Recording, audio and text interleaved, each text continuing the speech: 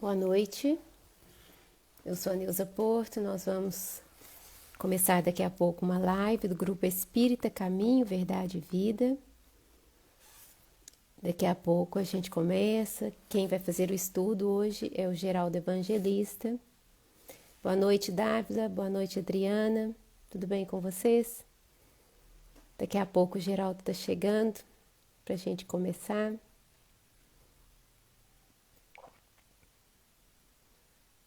Vamos aguardar, né? Falta quase 8 horas da noite.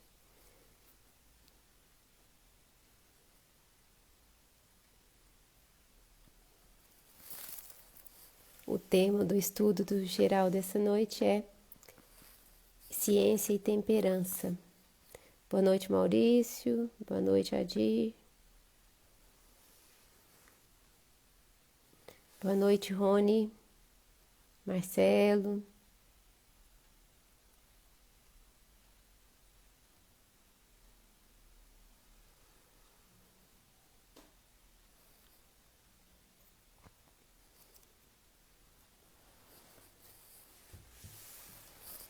O pessoal tá chegando, né? Daqui a pouco a gente começa, então.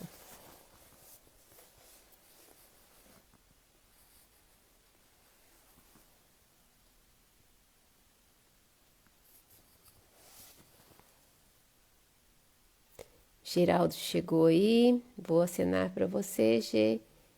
Vou te adicionar. G.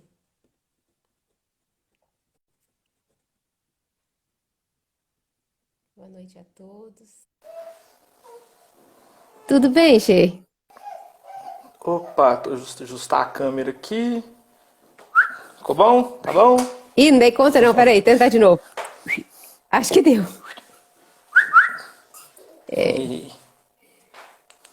Geraldo, a gente conta para as pessoas ou não?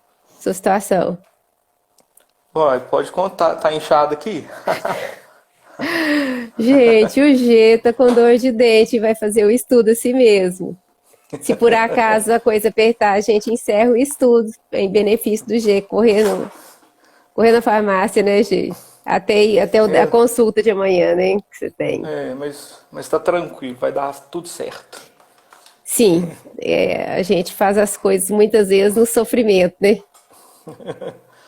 Não, hoje foi tranquilo, eu trabalhei durante o dia, de manhã tava doendo, aí passou e voltou e foi, então não tava nessa aí. E aí como eu já tinha consulta agendada para amanhã, aí eu falei, aguenta até amanhã já. É, realmente é complicado, né? Se eu ainda fosse dentista, se ainda estivesse trabalhando, a gente ia ter que encerrar a live e eu ia ter que te atender de emergência, porque eu era sua dentista, né, antigamente. Tá vendo? Encerrar a live pro consultório. Ai. Bom, Gê, falta um minutinho. Você quer fazer a oração de abertura ou de encerramento? Eu estou tomando por base as nossas últimas, eu vou deixar do encerramento, que é a nossa última lá. As duas últimas deu no meio da live, lembra que o som deu um bizil? Aí eu não Lembro. te ouvia mais. Aí vamos deixar a minha pro final, que por enquanto eu te ouço. Que aí já Ah, vamos foi mesmo. prevenir. E você Que aí sabe que fica mais. isso tem acontecido com você? Será que tem alguma coisa a ver com a nossa internet?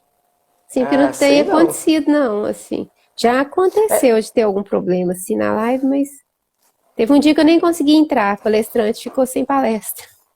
Ó, não, enfim, a minha só aconteceu essas duas vezes, né, com você, de perder o som. E olha que eu tenho feito bastante, mas está tranquilo. Tá tranquilo, né? Tá Então tá. tranquilo. Então nós vamos começar pedindo as bênçãos da espiritualidade. Primeiro para te dar alívio, né? Conforto, que esse alívio se estenda até a hora de sua consulta amanhã. E também para nos dar isso que é o título do seu estudo, para que nosso Senhor Jesus nos auxilie a ter ciência e temperança, né? Eu vou fazer a oração que todo mundo está habituado, que todo mundo conhece. Ave Maria, cheia de graça, o Senhor é convosco. Bendita sois vós entre as mulheres. Bendito é o fruto do vosso ventre, Jesus. Santa Maria, Mãe de Deus, rogai por nós, os pecadores, agora e na hora de nossa morte. Amém. Então, que Nosso Senhor nos intua aqui, né? Com o título de Ciência e Temperança, Gê, eu passo a palavra para você. Muitíssimo obrigado. É, não tem como, é um agradecimento duplo, o agradecimento pelo convite e o agradecimento de ter pensado em mim nessa temática. Porque, como eu sempre digo assim, quando vem o tema, eu já começo assim, você sempre pede com mais de um mês de antecedência, e eu já começo a estudar, a procurar, e sempre termino no dia. Sempre, até momentos antes, eu fico lendo alguma coisa, repensando, analisando o mundo, porque eu gosto demais de contextualizar os assuntos. Então, como a Neuza bem disse, o tema de hoje é ciência e temperança. E quando veio ciência, eu pensei logo em questão de artigo científico, essas coisas que permeiam a vida acadêmica. Eu que gosto de estudar, o pessoal sabe, sou professor, mas recentemente eu terminei o mestrado, então a gente está sempre ligado a essa questão do estudo científico mesmo, né? Da pesquisa científica. E quando falou em temperança, olha que interessante. Há muito tempo atrás eu tive acesso ao tarô. Eu vi pessoas jogando tarô. E me lembrou dessa carta da temperança. Eu não. Foi a única coisa que eu tinha, assim, a palavra em si, né? Temperança. E eu lembrei dessa carta do tarô, mas eu nem sabia exatamente o que essa carta significava. Então até olhei, fiz uma pesquisa no tarô para ver quando sai a carta da temperança, o que no tarô quer dizer. Porque eu acho que todo conhecimento é válido. E aí, fazendo o estudo propriamente dito, isso foi fortalecendo. Então, não vou falar de tarô hoje, mas só para contextualizar que meu estudo ele foi desde lá do princípio disso. E reforço que nós, enquanto professores, existe hoje uma linha pedagógica que fala das metodologias ativas. E a metodologia ativa na pedagogia, ela é isso, é o que o aluno traz para você. Você fala, nós vamos falar sobre temperança. O que é temperança? Então, em vez de você apresentar o conceito, o que já foi estudado, e o aluno te apresenta o que ele sabe, o que ele já vivenciou, o que ele imagina que seja, e depois de ter toda essa discussão, é que a gente apresenta o que existe. Então, eu sempre faço isso até comigo. Sem estudar, eu falo, o que eu sei do assunto? Então, é isso, ciência e temperança. Esse tema é o tema do livro Vinha de Luz, é o livro de Chico Xavier, pelo Espírito de Emmanuel, é o capítulo... esse livro é o terceiro livro da coleção Fonte Viva, e esse capítulo é o capítulo 112, que tem esse nome, Ciência e Temperança. E aí eu optei hoje em fazer da seguinte forma, pedagogicamente falando, vem a frase e em seguida vem cada parágrafo. E aí eu fui fazendo a análise de parágrafo por parágrafo e buscando o olhar científico da etimologia das palavras, para procurar entender a fundo o que esse capítulo trazia. Então o capítulo, a frase é bem pequena, está em Pedro, faz de Pedro, e diz assim: e a ciência, a temperança, a paciência, a piedade. Então, é como se fosse um caminho. Uma coisa leva a outra, essa outra coisa leva a uma outra, e essa outra coisa a uma outra coisa. Só que começa ciência, temperança. Então são as duas primeiras. Só que além dessas duas que dão título ao capítulo, tem mais a paciência e finaliza com a piedade. Então vão ser as 4 palavras-chave aí desse estudo de hoje. Ciência, temperança, paciência e piedade. E aí, rapidamente falando, eu fui procurar a etimologia da palavra. É o que forma a palavra. Se a origem dela é do latim, se ela é de algum lugar e de onde que vem isso. Então, a primeira palavra, que é a ciência, ela vem do latim, é uma palavra originária do latim, que é de scientia. E o significado dela, num amplo bom senso, se refere a um conhecimento sistemático. Conhecimento este não só teórico, mas também prático. E isso é importante comentar, porque se a gente pensa assim, qual é a ciência que os nossos avós nos passavam?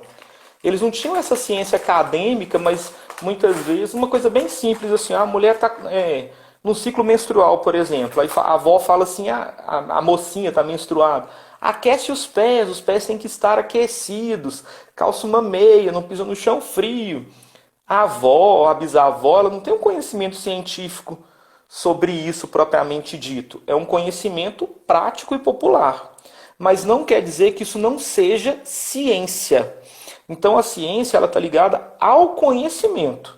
Seja ele um conhecimento sistemático, que talvez seja, a gente vou dar um nome que é esse aprendido nas academias, nas faculdades, universidades, mas também o conhecimento prático da vida. Então a gente é capaz de desenvolver ciência dessas duas formas, pensando na etimologia da palavra. Então, essa é a primeira. A segunda é a temperança, que também vem do latim de temperantia. Eu falei quase que italiano, né? Mas o italiano também é uma língua que foi desmembrada do latim. E aí eu gostei porque é o termo que fala de guardar o equilíbrio. Achei bonito, sabe? O guardar o equilíbrio. E isso é interessante ao longo desse estudo, que nós vamos vendo que a temperança, eu sou sagitariano, Neuza também. E uma característica bem interessante do sagitariano é o exagero. Né? Tudo muito exagerado, gosta de um exagero.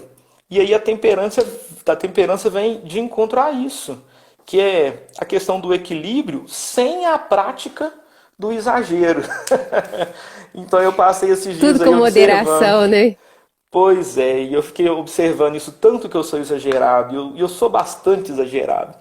A Helena fala, eu tenho observado, mas ainda é mais forte do que eu, mas tem que controlar esse exagero, ter mais temperança em relação a isso.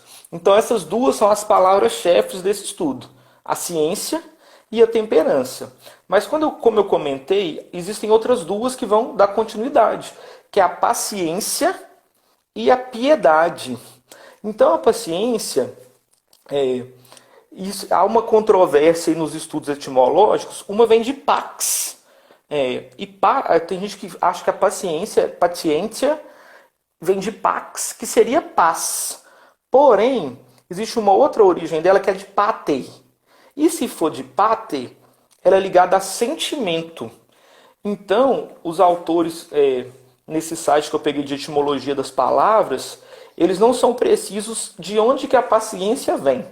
Se é da origem ligada à paz ou se é ligada à origem do sentimento. Porém, aí se for do sentimento, ela é a origem grega. Ela muda a razão e o caminho que chega-se nessa paciência. Mas das duas formas o sentido ele é amplo e interessante. Tanto pensar a paciência como algo ligado à paz, como algo ligado a sentimento. E a última, para eu encerrar essa introdução, é a ideia da piedade. Então a piedade, ela vem, também é de origem latina, e ela tem a ver com aquele que é devoto, porém um devoto consciente. E aí ele comenta um sinônimo importante que é expiar. E nós estamos num mundo de provas e expiações. E a gente tem muito essa questão, eu tenho pena do outro, eu tenho piedade. Talvez seja um sentimento um tanto quanto controverso, Neuza, porque eu falo isso muito com as pessoas. Eu falo assim, eu tenho dó do outro. Eu falo que todo mundo que tem dó do outro está se colocando num lugar de superior. E isso está ligado muito ao orgulho. Então esse negócio de ter dó, a gente tem que ter até um certo cuidado em relação a isso. Talvez a palavra piedade se encaixaria um pouco melhor, porque o piedoso ele é consciente, mas no entanto ele nota a questão da expiação, seja piedade para consigo, seja piedade para com o outro. Então, fechando isso aí para a Neuza fazer um comentário, pensar nas 4 palavrinhas: ciência, temperança, paciência e piedade, porque é um ligando ao outro. Então, só para tu introduzir o assunto aí, que agora a gente vai meter bronca. Ah, que bom. Eu queria falar uma coisa sobre a piedade, porque eu ouvi um palestrante uma vez, José Amaral, falando de esse princípio, né, da piedade, de pio, de se tornar pio, de se tornar puro, que vem junto com a palavra expiar, que você colocou aí. Porque uma expiação é um processo de purificação. Então, a piedade é trazer a pureza, essa pureza também, para esse Uhum. sentimento. Então, eu acho que cabia eu falar isso aqui, e você pode meter bronca que eu quero ouvir seu estudo. É. Eu fiz essa anotação aí que você falou do puro, porque a piedade ela vem do piare, que é o expiar, o pius, que é o devotar, ter tomar consciência, e o purus, que é o puro, o limpo. Então, ela permeia todos esses três caminhos aí. Mas essa questão da piedade, eu até escrevi aqui nas minhas anotações, eu vou falar dele um pouco mais ali na frente, porque é importante. Então, a primeira frase aí, depois nesse estudo, fala assim, ó: quem sabe precisa ser sóbrio. Quem sabe precisa ser sóbrio. E aí tem três palavras muito importantes que eu classifiquei. A frase tem duas, cinco palavras e eu pensei em três: o quem, o sabe e o sóbrio. A gente podia pensar em todas as cinco. Acho que nós Mas vamos sair quando daqui fala em hoje, não. é, mas quando a gente fala assim, em quem sabe precisa ser sóbrio, esse quem, ele tem três derivações que é importante. Primeiro, quando ele é um pronome intransitivo, olha que coisa interessante isso aqui, Neuza. Quem sabe, será que sabe mesmo? Porque por ele ser intransitivo, ele não pode variar. E aí, por exemplo, quando a pessoa coloca-se no lugar que sei, ela vai encontrar aquela frase, sei que nada sei. E quem sabe tudo? Ninguém sabe tudo. Pelo menos nós aqui encarnados, a gente está num processo de aprendizado. Então, quando vem assim, ó, quem sabe precisa ser sóbrio, peraí, se eu me colocar nesse lugar de saber, esse quem aí é muito relativo. Que é uma segunda coisa, o quem ele pode ser entendido como um pronome relativo. Então, ele relativiza a frase. E, finalmente, ele indefine. Porque quem é esse quem? Você que sabe, eu que sei, e é o outro que sabe? Então, esse quem, ele é intransitivo, ele é relativo, ele é indefinido. Só que, por que pode parecer confuso isso? Vivemos uma crise hoje dos sabichões de internet, por exemplo, que as pessoas elas se colocam no lugar de sabedores. Ah, eu sei isso e opina. Só que quando a gente começa a pensar quem, olha lá, é indefinido, é relativo e é intransitivo. Então, já a gente começa a reflexão aí. E quando fala sabe, saber é conhecer, ser ou estar informado. Porém, a gente tem que pensar que as informações hoje em dia elas são muito variadas e nem sempre elas trazem uma informação que seja precisa. E aí a gente tem que ter um cuidado muito grande. Por isso que isso serve muito para mim. Às vezes a gente está lá na internet e viu alguma coisa. Por isso que eu gosto de contextualizar. E tem muita pessoa que está com pressa de compartilhar uma informação. E assim surge, de repente, uma fake news. A gente está brincando aqui da dor do dente, aí alguém fala assim, ah, eu sei que se passar, sei lá, vou inventar uma coisa agora, passar uma cebola com mel e bicarbonato, vai Não curar a dor de funciona. Eu dente. sei que não vai Pois funcionar. é. Mas assim, eu tô, né, chutando ali. Aí a pessoa toma aquilo como verdade, Faz. como um saber, e faz ou passa para frente. O Então, que é deixa um eu perigo. contar uma história rapidinho para ilustrar isso. Há muitos anos atrás, me apareceu um paciente enlouquecido no consultório, com um molar, um acidente posterior, com uma cárie gigante, que parecia uma flor, o dente. Eita. Parecia que tinha estourado. E eu perguntei a ele o que tinha acontecido, e ele disse que alguém falou com ele para aliviar a dor de dente, era só pingar ácido de bateria de carro. E ele Opa! pingou, e ele pingou, né? Então, assim, ele pagou um preço altíssimo por ter acreditado numa pessoa que nem sei se falou de má fé ou de boa fé, mas que não sabia. Falou um É, absurdo, né?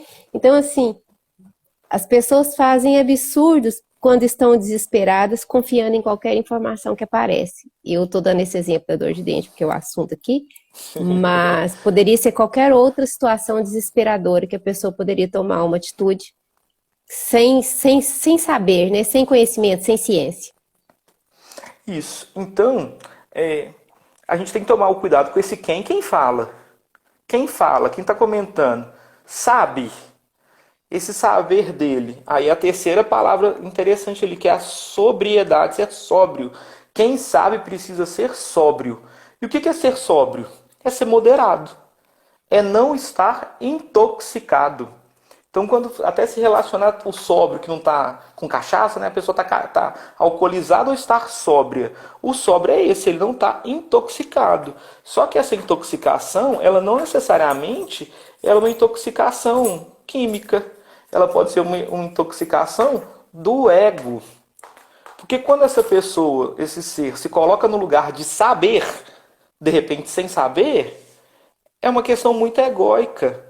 Então a gente tem que ter esse cuidado. Será que que você, Neuza, em alguns momentos nós não somos esse que precisamos dessa sobriedade para usar aquele bom e velho remedinho que é a água, colocar na boca e ficar caladinho? Porque a gente tende a falar, colocar para fora. Então, essa é a primeira frase do primeiro parágrafo. Ele é curto, grosso e objetivo. Quem sabe precisa ser sóbrio. Só que a gente tem que pensar no quem, no que é esse saber e se existe ou não sobriedade nisso que é dito. E aí vem a segundo parágrafo, que ele também é curto, que é: não vale saber para destruir. Não vale saber para destruir. E aí eu volto. Saber. O que é saber? Estar informado, conhecer, ter o conhecimento específico. E aí eu me pergunto, será que eu realmente sei? Porque eu sou professor, exerço um cargo de coordenação. No meu serviço, muitas vezes eu acho que eu sei. Mas não sei, não sei. E aí eu vou até lembrar uma aluna que eu tive, quando eu estava dando aula na UFV, ela chama Viviane, eu deixo aqui um abraço para ela. A Viviane, ela me falou uma coisa muito importante, eu nunca esqueci. Ela falou: o grande problema das pessoas é que elas têm dificuldade de se colocarem no lugar de aprendiz. O aprendiz é aquele que se coloca no lugar de que não sabe. Se você não sabe, você tem chance de aprender. Agora, se você se coloca no lugar de sabedor ou de conhecedor, a chance de aprender, ela diminui consideravelmente. Então a gente perde oportunidades só de nos colocarmos no lugar do sabedor. Enfim, mas não vale saber para destruir. Destruir é a mesma coisa que demolir, derrubar, causar a morte, eliminar. Quando eu falo de causar a morte, não é o matar do corpo físico, mas matar o sonho, matar o desejo, matar um sentimento, uma esperança e por aí vai. Então até faço um paralelo aí do episódio que aconteceu recentemente de uma conhecida nossa que ela se coloca anti-vacina. Ela fala que a vacina não serve e tal, não sei o quê. Só que ela se vacinou de Covid, prega que a vacina não presta e tal, mas ela se vacinou, a família se vacinou. E ela é formadora de opinião, porque ela é professora. E aí algumas pessoas não se vacinaram e remetem a ela. Ela falou: nossa, a pessoa tal falou que eu não devo vacinar porque não é bom. Então, de certa forma, ela está causando a morte da esperança da pessoa. Se a pessoa ela tinha alguma esperança que a vacina poderia ajudar, ela foi taxativa em conseguir destruir essa esperança. Então, não vale saber para destruir. É a segunda frase. O segundo parágrafo. Não vale saber para destruir. Então a gente tem que ter muito cuidado. Porque às vezes a gente acha que sabe de alguma coisa, mas o que a gente está fazendo ao expressar esse nosso saber é a destruição de algo que seria importante ou para nós mesmos ou para uma outra pessoa. Tranquilo aí? Tranquilo. E Pode seguir. aí chegamos no terceiro parágrafo, que é um parágrafo um pouco maior e com muita informação interessante. Ele diz assim: muita gente, dos primeiros contatos com a fonte do conhecimento, assume atitudes contraditórias, impondo ideias, golpeando aqui e acolá, semelhantes expositores do saber nada mais realizam que a perturbação. Então vamos fragmentar isso aí. Muita gente, aos primeiros contatos com a fonte do conhecimento, e aí essa primeira coisa me chamou a atenção, fonte do conhecimento. A fonte é a origem de algo, é a causa de algo. E o conhecimento é o efeito de conhecer. Qual que é a fonte do conhecimento? E eu me perguntei isso. Porque será que eu estou tendo acesso à fonte do conhecimento? Para muitas pessoas, a fonte do conhecimento é o Instagram, é o Facebook. É alguma coisa que vai fazer com que ela tenha algum conhecimento. Só que isso é mais amplo, Nilza. Nós que estamos aqui estudando a doutrina espírita, e muitas vezes nas perguntas que foram feitas aos espíritos no Livro dos Espíritos, eles falam: vocês não têm capacidade ainda para saber essa resposta dessa pergunta. Não quer dizer que eles não sabem a resposta, mas nós que ainda não podemos ou não temos condição de ter acesso a essa fonte do conhecimento. E olha que nós estamos falando de um conhecimento no nível elevado. Então, repito, muita gente, aos primeiros contatos com a fonte do conhecimento, assume atitudes contraditórias. Então, para que eu sei? Vamos voltar lá. Não vale saber para destruir. Então, tem pessoa que aprende ou conhece algo e assume uma atitude contraditória. E isso ocorre em religiões, acontece em determinados lugares, em vários lugares. Quando eu comecei no início, quando eu falei assim, hoje na pedagogia ativa, o que a gente faz? A gente pergunta ao estudante, o que você sabe? E ele vai nos apresentar o que ele tem de conhecimento prévio. E depois nós vamos apresentar para ele o que já é um conhecimento consolidado. A palavra não é essa, mas um conhecimento que é não é consolidada a palavra, mas é esse sentido. Se eu perguntar para você assim, Deus, o que é ética? Você vai ter uma opinião. Se eu perguntar para as pessoas que estão assistindo aí, tem 17 pessoas online agora, cada um vai falar do que é ética sobre uma ótica. Porque eles tiveram conhecimento, eles buscaram alguma fonte.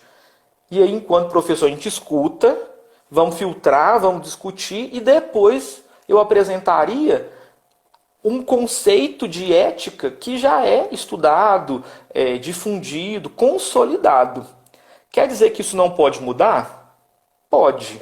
Mas até esse determinado momento, o que nós temos na comunidade científica, estudiosos, que é isso. Então, isso é buscar na fonte e não assumir essa atitude contraditória. Porque tem gente que é o do contra mesmo. Ele quer causar, ele quer bagunçar, ele quer impor aquele conhecimento que ele teve naquele momento para o outro e tomar aquilo como uma verdade plena, única e absoluta. E não é por aí.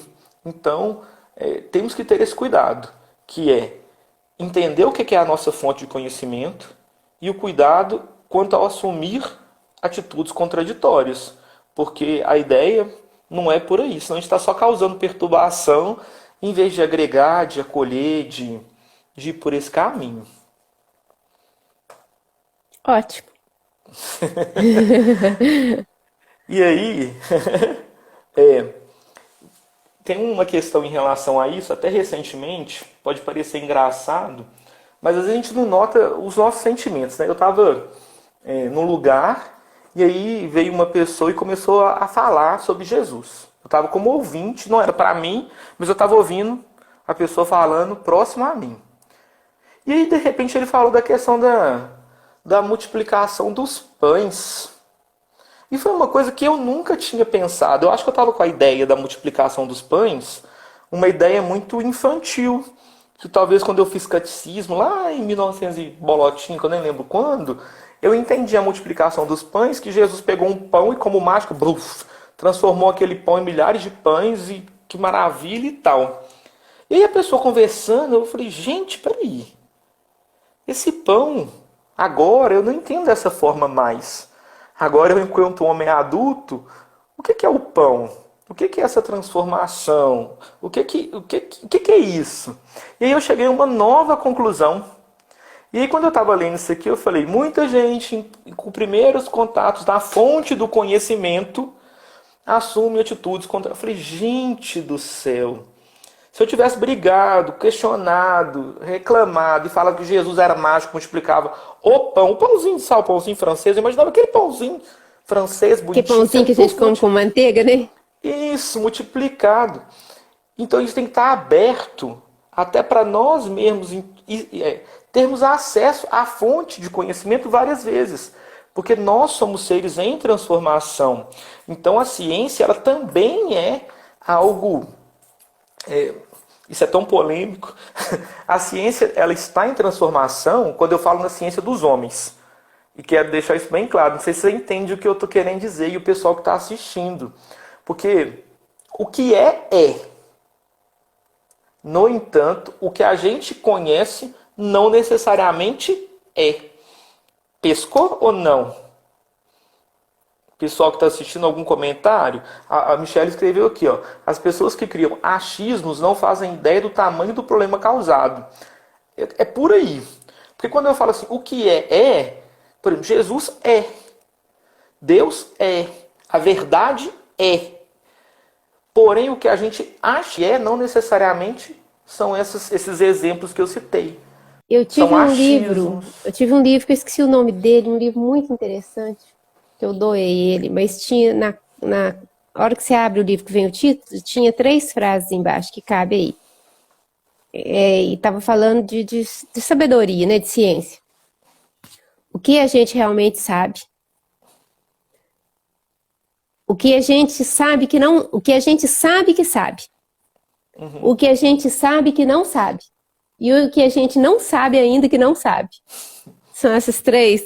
Porque é isso, no nosso grau atual, tem coisas que a gente já sabe, mas que ainda está em transformação. Tem coisas que a gente sabe que não sabe, né? Tipo, algumas perguntas, vamos levar para a doutrina espírita, que os espíritos falam que a gente ainda não tem condições de entender.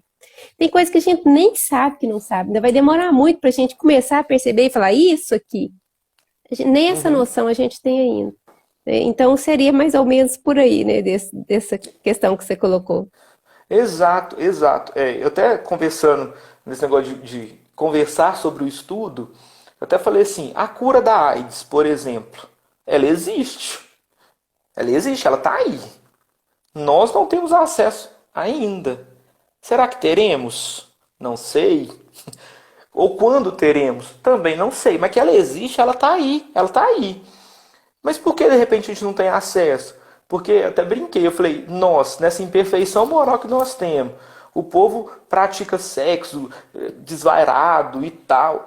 A AIDS ainda é um controle populacional, um controle até de. Não gosto disso, não. Um controle instintivo, sabe? Da pessoa ser menos animalesca em relação ao sexo, por exemplo, né? Aquela que tem um mínimo de preocupação. Então você fala assim, ó, tá descoberta a cura da AIDS. Então esse freio que ainda existe, ele acabou. Então, será que nós estamos preparados, por exemplo, para uma descoberta dessa? Não sei. Um momento que a gente tiver, pronto, É uma pergunta, achou. é uma pergunta Sabe? interessante, né? Mas tá aí, porque tá aí. Tem muita coisa que tá no ar, tá por aí. A gente não percebe nas plantas, medicamentos, e existem inúmeras coisas que estão aí no mundo, no nosso mundo. Isso falando só do nosso planetinha, sem falar de universo inteiro. Mas o momento chega, né? Quando? Não sei. Porque no 5º parágrafo, olha o que diz. Quase todos os desequilíbrios do mundo se originam da intemperança daqueles que aprenderam alguma coisa. Quando fala quase todos os desequilíbrios do mundo se originam da intemperança daqueles que aprenderam alguma coisa, eu falei, nossa, que barato, porque eu fiz o estudo há um tempo atrás sobre a lei da destruição. Foi E mesmo. no estudo da lei da destruição, existem as destruições que elas são importantes, são necessárias, enfim, e elas não são necessariamente causadas pelo homem. Elas são causadas pela natureza, por Deus, se assim a gente diz, né? Mas enfim, então quase todos os desequilíbrios, que a gente considera desequilíbrio, se originam da intemperança daqueles que aprenderam alguma coisa. Temperança é a qualidade ou virtude de quem atua comedidamente, com prudência e sem exageros. Então a intemperança é o contrário, é para o exagerado, é para o imprudente, é para aquilo tudo. Então o desequilíbrio se ocasionam por aí. Se você pensa, para e pensa, a pessoa saiu de carro em alta velocidade e bateu o carro. Acontece um problema, sei lá, ficou paralítico. Nossa, por quê? Porque Deus está me castigando. Transfere para um outro uma responsabilidade que é baseado na intemperança dele. E ainda baseado nisso, eu vi um estudo que fala o seguinte: colocou-se um limite, por exemplo, de velocidade de 110 na estrada. Aí a pessoa dirige a 111 e é multada.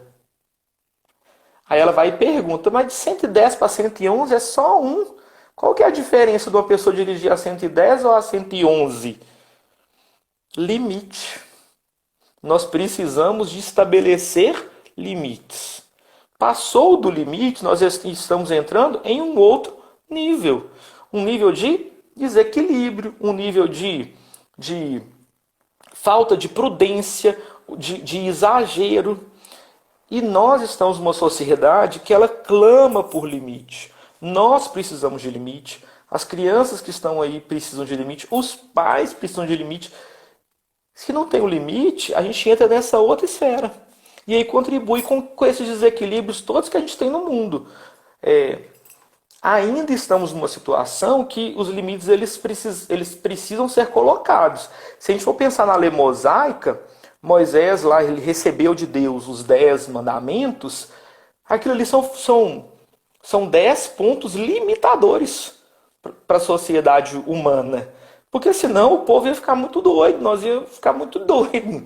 Eu posso fazer uma consideração sobre isso? Pode, deve. Na estrada que liga Nova Serrana a Divinópolis, tem uma curva, quando a gente está indo aqui para Divinópolis, pouco antes do trevo de Perdigão, e naquela curva já morreram inúmeras pessoas. Sei onde que é. Aí, de algum tempo para cá, colocaram uma câmera lá, o limite de velocidade 40 quilômetros por hora, né? Então, se você passar de 40, você vai ser multado. E eu cheguei à conclusão que as pessoas preferem morrer do que pagar multa. Porque enquanto as pessoas só estavam morrendo e já morreu gente demais ali, infelizmente, muita gente bacana, o outro vem, passa por cima da pessoa ali, foi morto assim por imprudência do outro que estava vindo no sentido contrário. E depois parece, eu não vi mais nenhum caminhão tombado ali, pode até ter acontecido, não vi mais nenhum acidente ali. Aí a conclusão óbvia, uma coisa limitadora, multa. As pessoas têm mais medo de pagar multa do que de morrer. Isso não é um absurdo? Que todo mundo que passa naquela estrada sabe que aquela curva é perigosíssima.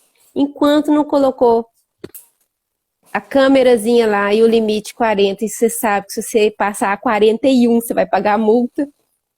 As pessoas não cuidaram de si. Então, assim, é muito bizarro a gente ter mais medo de pagar multa do que de morrer. E isso, Nilza, se a gente volta no título, né? Ciência e temperança. A temperança é isso, é o equilíbrio. Precisaria disso, igual você perguntou? Não seria mais fácil? A mesma questão é do cinto de segurança ou do capacete para o motociclista, ou por inúmeras questões que a gente tem, o uso do cigarro. São várias coisas que destroem, e igual você falou. Existem multas, mas não existe uma multa, por exemplo, para quem fuma. Só que já é sabido as consequências que isso tem, já é cientificamente comprovado.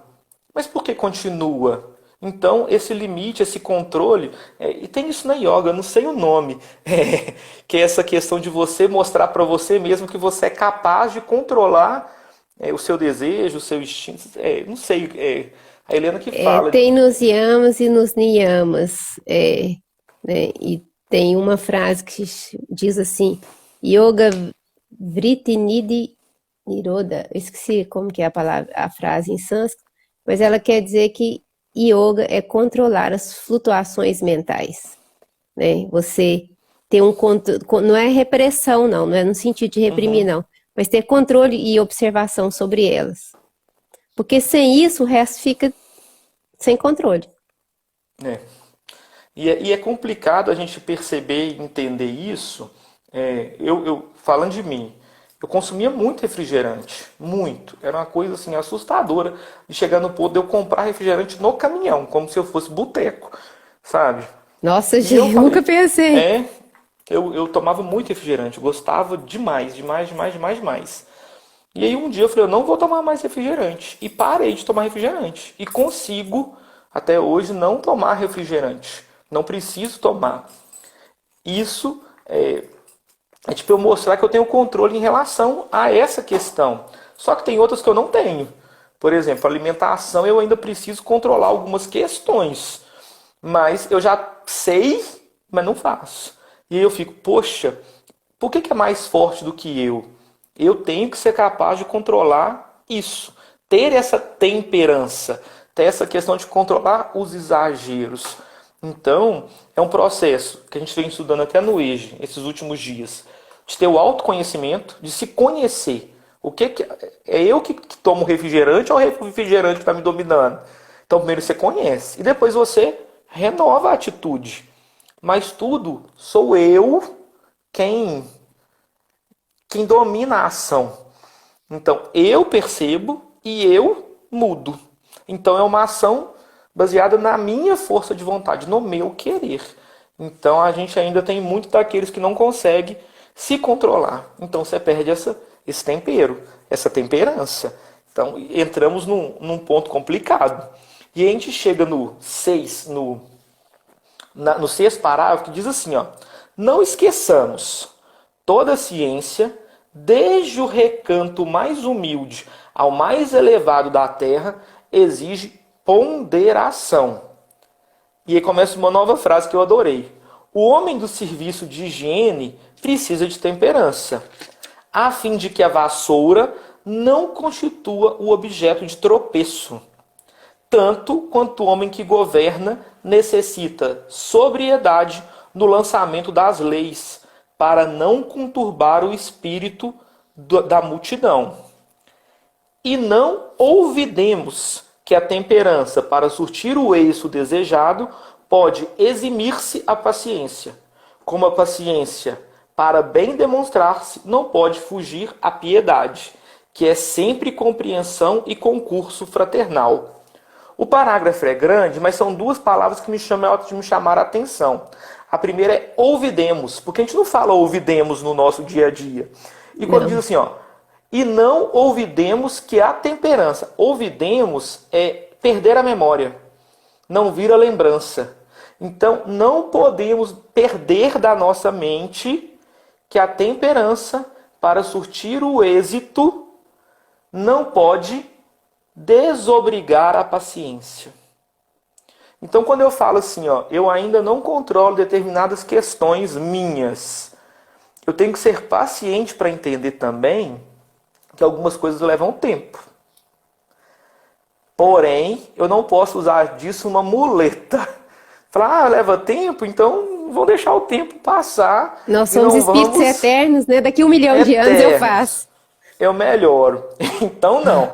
Primeiro não podemos perder da mente, não podemos esquecer de ter temperança. O tempo todo, em todas as nossas ações. É fácil? Não. Quer dizer que eu pratico isso? Oh, meu Deus. Tento, quero e vou conseguir. Mas ainda somos destemperados. Falei, nós somos sagitarianos, nós somos as pessoas do exagero. O exagero na fala, na intensidade, por aí vai. Menos, preciso de menos. A Helena Menos um fala comigo pouquinho. direto, menos um pouquinho. E aí eu falo, poxa, esse estudo para mim, Jesus, tem que, né, como é isso, tem que ter esse tempero. E a temperança, a gente for levar até na nossa alimentação, se a gente vai temperar um arroz, não é nem tempero de mais e nem tempero de menos. Porque de menos fica insosso, a mais fica salgado. O E é só um tempero tem que pouquinho, ser né? E o tempero é é, pouco. Assim, É. comparando com a quantidade de arroz que a gente faz, a quantidade de tempero que a gente usa é pitada, né? Quem Uhum. trabalha com especiarias, igual eu gosto, é porque se você exagerar na especiaria, ninguém come, Ô, né? Neuza, isso é tão incrível. O pessoal aí, a maioria sabe, eu tenho a formação em agronomia. Quando a gente vai pensar na correção do solo, como nutrientes do solo, para as plantas prosperarem, é a mesma coisa. A quantidade de ingestão de nutrientes que as plantas necessitam são mínimas diante de culturas enormes ali de macro e de micronutrientes, de nitrogênio, de fósforo, de potássio, de cálcio. Se você colocar mais, você pode matar a planta pelo exagero. Se você coloca de menos, ela vai ficar sem nutrição. Então a natureza ela nos mostra o tempo todo que existe a temperança. Nós estamos vendo aí nevando, calor demais e tal. Não é nem calor demais e nem calor de menos. É frio demais, frio de não é nada. É isso. O tempero está aí. A ciência ela vem nos mostrar dentro da sociedade estudos que vão nos ajudar a mostrar o ponto da virada. Isso na matemática chama limite. É o limite para mais e o limite para menos. A temperança seria um intervalo ali, ó. Passou de um ponto, tá demais. Passou de um ponto, ou não chegou nesse ponto, tá de menos. A temperança é esse intervalo. Então, quem fez engenharia ou estudou alguma coisa na matemática ou na estatística, a gente tem que descobrir os intervalos ótimos para as coisas acontecerem. Quanto que um bebê precisa mamar? Quanto que um bebê precisa fazer de xixi? Quanto que um bebê precisa dormir? Quanto que eu preciso de escovar dente? Quanto que eu preciso sei lá, de passar protetor solar? Isso tudo a ciência nos auxilia, né, para que a gente chegue na temperança da vida. A vida inteira nós vivemos buscando essa temperança para a gente ter uma vida com mais qualidade. E isso é um princípio básico de nós espíritos enquanto encarnados. Nós não estamos aqui para sucumbir rapidamente, nos destruir enquanto corpo físico. Nós precisamos de equilíbrio.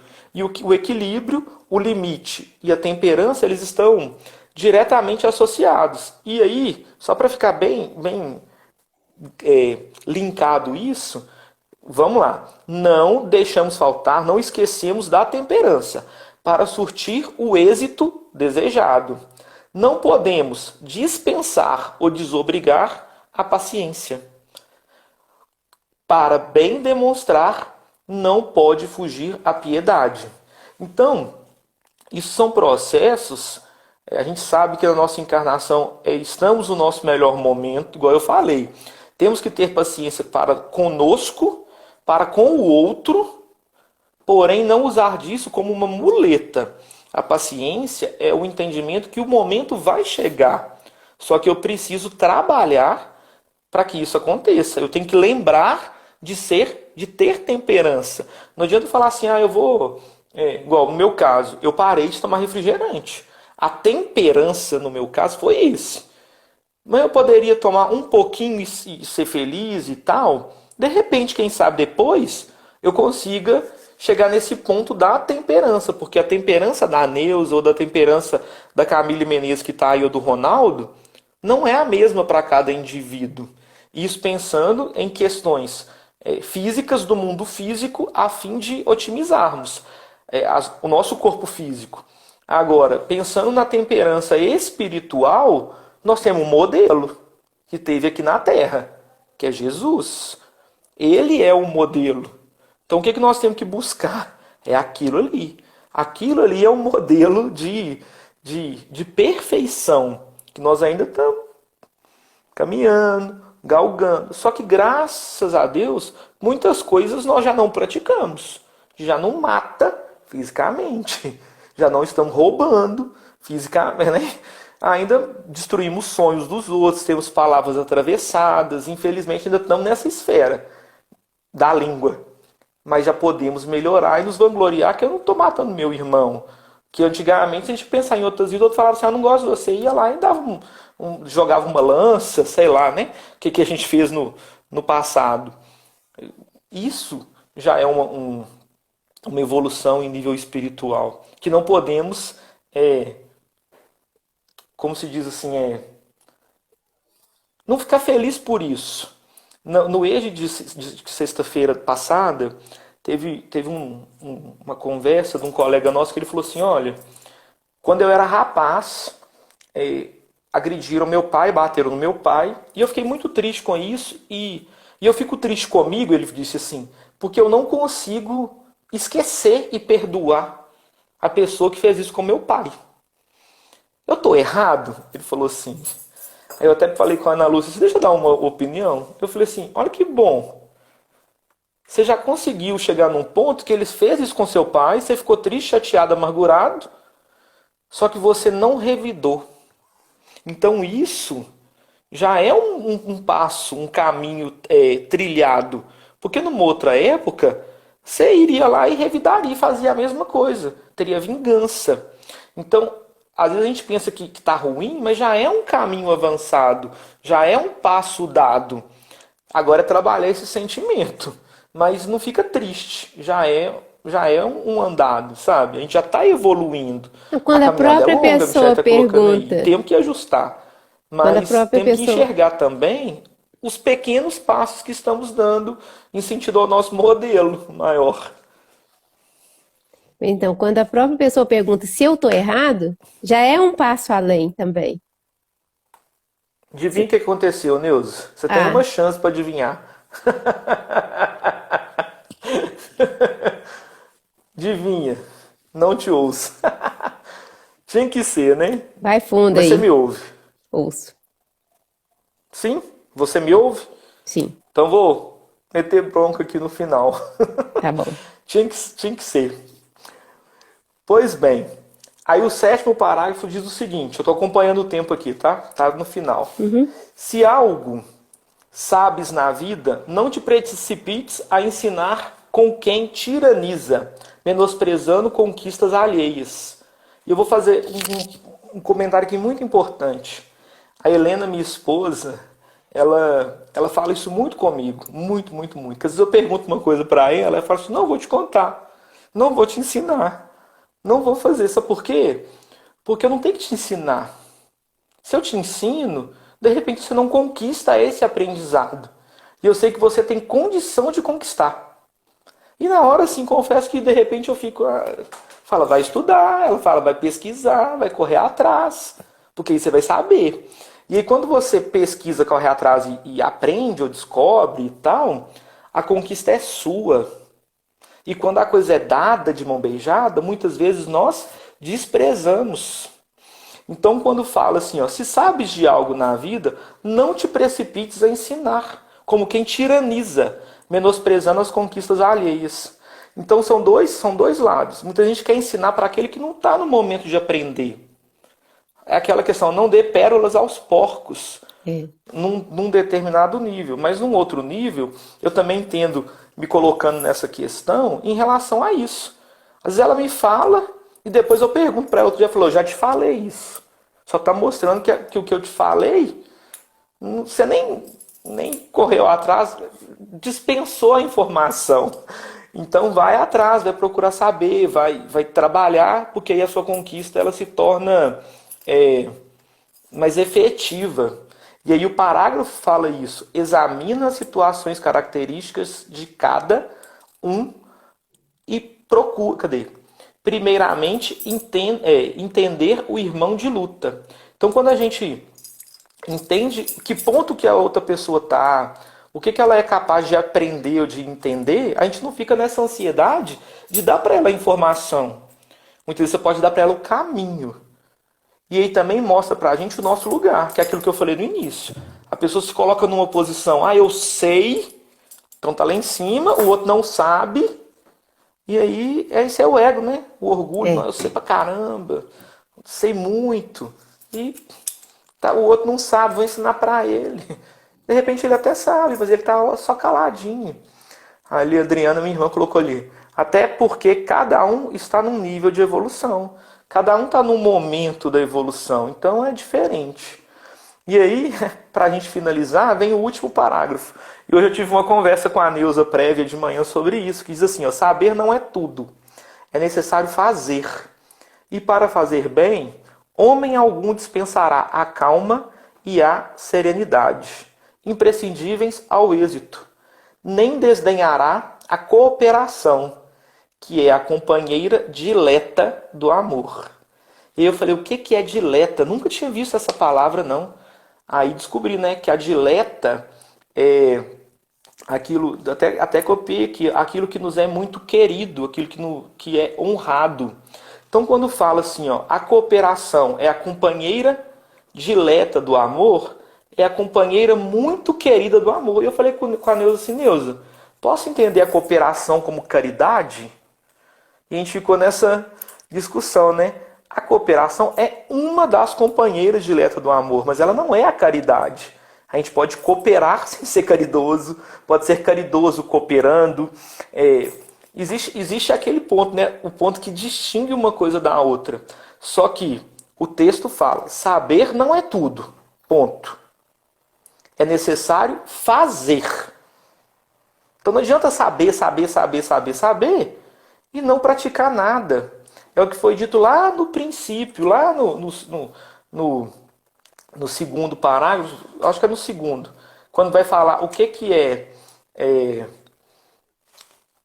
cadê? Deixa eu só voltar aqui. O que é ter conhecimento, ou o que é ter a ciência? A ciência ela pode ser teórica ou a ciência ela pode ser prática. E aí, aquela vozinha que eu comentei no início lá, ela não tinha aquela ciência estudada para falar que tinha que aquecer o pé da moça em período menstrual, por exemplo. Mas ela fazia. E ela fazia e observava que surtia um efeito muito positivo. E quando ela fala com a netinha assim aqui, faz também, ela está cooperando porque ela ama. O companheirismo está aí. O amor tendo como parceira querida a cooperação. Agora, ela fez a parte dela, a vozinha, falou, fez. O outro vai querer receber? Aí já é uma outra questão. E aí volta, a gente vai e volta, são os loops. Por isso que esse estudo é muito interessante, muito grandioso. Temos que nos colocar no lugar de aprendizes. Só aprende quem está nesse lugar. Se a gente coloca só no lugar do que sei, do que tem ciência, do que conhece, a gente perde a oportunidade de aprender. Então, para finalizar, antes da oração final, eu agradeço demais a Neuza por esse estudo, que esse estudo, assim, como tem conhecimento aqui. Eu até falei com ela, Neuza, eu estou abismado, porque eu não sei nem se eu consegui expressar tudo que eu gostaria. Porque quando eu fui lendo, estudando, desmiuçando, foi tão grandioso. E eu deixo para vocês, gente, pegue esse texto, tá lá no livro Fonte Viva, Vinha de Luz, tá no Vinha de Luz, é a lição 112, Ciência e Temperança. Entendam verdadeiramente que a ciência ela tem sim a parte teórica, mas ela tem a parte prática que é muito importante, e que a temperança ela é o equilíbrio. Vamos colocar nesse termo no popular. É a gente conseguir chegar no ponto ali de nos melhorarmos com paciência e sem muleta. Não entendo a paciência como muleta. Tá certo? Depois a gente conversa muito mais. Vamos preparar a nossa oração final. Agradeço, viu, Neuza? Mais uma vez o som parou. Pois gosto de bater papo, mas vamos lá. Pessoal, muito obrigado por esse momento juntos. Como eu disse, leiam, corram atrás, se quiser me procurem, porque eu estou encantado com esse estudo. Então vamos fechar nossos olhos, elevar os nossos pensamentos a Deus, a Jesus, a espiritualidade amiga, e agradecer as oportunidades. Somos grandes e vitoriosos por estarmos aqui nesse momento, podemos desfrutar de ensinamentos vindos das esferas espirituais. Agradecemos a oportunidade, agradecemos e pedimos pelos nossos irmãos que estão enfermos em hospitais, que estão carecendo de auxílio, que precisam de ajuda. que possamos ter temperança em nossa vida, entendermos que estarmos em paz, termos paciência, nos levará à evolução. Hoje e sempre, muito obrigado, que assim seja. Que assim seja. Valeu, Gê. Neuza, beijo. Tudo bem, ficou de Beijo. boa. Consegui falar tudo. Ótimo. E amanhã eu mando notícias do que se deu aqui, tá certo? Tá E bom. muito obrigado, muito obrigado. Show de bola. Obrigada. Tchau, pessoal. Tchau. Fique com Deus. Com Deus.